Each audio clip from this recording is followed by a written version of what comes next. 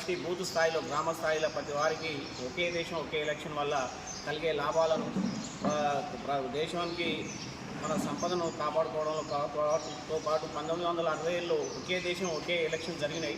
ఇప్పుడు రాజ్యాంగాన్ని సవరిస్తున్నారని కాంగ్రెస్ వాళ్ళు చెప్తున్నారు కాబట్టి దీన్ని సవరించే లేదు.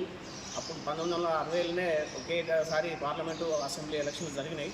దాన్ని బేసిక్ చేసుకునే కొంచెం చట్టాన్ని లోటుపాట్లు ఉంటే సరిదిద్దుకోవాల్సిందిగా అని రామ్నాథ్ కోవింద్ గారు ఇచ్చారు కాబట్టి దీన్ని మనం ప్రతి బూత్ స్థాయిలో ప్రతి గ్రామాల్లో మనం దీన్ని తీసుకుపోయి వాళ్ళకి అవగాహన కల్పించడం కోసం ఈ ప్రోగ్రాం అవేర్నెస్ కోసం పత్తి నరేష్ గౌడ్ గారు మరియు ఈ వన్ నేషన్ వన్ ఎలక్షన్ కార్యక్రమ ఇన్ఛార్జ్ ముత్యాల రవీందర్ గారు మరియు అదేవిధంగా మాజీ అధ్యక్షులు రామిడి ఆదిరెడ్డి గారు, అదేవిధంగా మాజీ మార్కెట్ వైస్ చైర్మన్ ఎట్టి మల్లారెడ్డి గారు, వివిధ గ్రామాల సర్పంచులు, ఎంపీటీసీలు, బూత్ అధ్యక్షులు, మండల పదాధికారులు, జిల్లా నాయకులు అందరికీ ఈ సమావేశాన్ని ఉద్దేశించి నమస్కారాలు తెలుపుకోవడం జరుగుతుంది. ఈ వన్ నేషన్ వన్ ఎలక్షన్ అనేది ఇప్పుడేదో బీజేపీ గవర్నమెంట్ ప్రతిపాదించింది కాదు. గతంలోనే మన స్వాతంత్రం వచ్చినప్పటి నుంచి వన్ నేషన్ వన్ ఎలక్షన్ జరిగేది. ఎందుకంటే 67కు ముందు 67 నుంచి అప్పటి వరకు ఒకే ఎన్నిక ద్వారా రాష్ట్రాలు కేంద్ర ప్రభుత్వం ఎన్నికలు జరుగుతుండేది.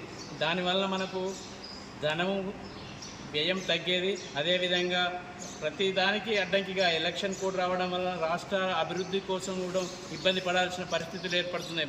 ఎందుకంటే ఒక రాష్ట్రంలో ఒక ఎన్నిక, మరో రాష్ట్రంలో మరోసారి ఎన్నిక జరగడం వల్ల కూడా ప్రభుత్వానికి ధన వ్యయం జరగడం జరుగుతుంది. అదేవిధంగా ఓట్ల శాతం కూడా ఒకేసారి ఎన్నిక పెట్టుకోవడం వలన ఓట్ల శాతం కూడా పెరిగే అవకాశం ఉంటుంది.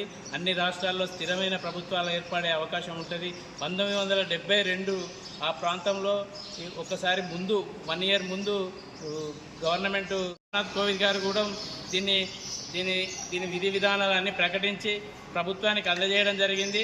ఈ రాబోయే కాలంలో దీన్ని చట్టంగా మార్చే పరిస్థితి ఉంటుంది కాబట్టి ఇది చట్టం అయిన తర్వాత వెంటనే దీన్ని అమలు చేయడం జరుగుతుంది. అమలైన 100 రోజుల లోపలనే నగర పంచాయతీలకు ఎలక్షన్ చేయాల్సిన అవసరం కూడా ఉంటుంది. కాబట్టి దీన్ని మనం అన్ని జనాలలో ఈ అంశాన్ని తీసుకెళ్లి ముందుకు తీసుకుపోవాల్సిందిగా బూత్ స్థాయి నుంచి బూత్ అధ్యక్షులను, మండల స్థాయి నాయకులను, జిల్లా స్థాయి నాయకులు అందరినీ కోరడం జరుగుతుంది. వారికి ఈ అవగాహన కల్పించడం కోసం ఈరోజు ఈ కార్యక్రమాన్ని నిర్వహించుకున్నాం.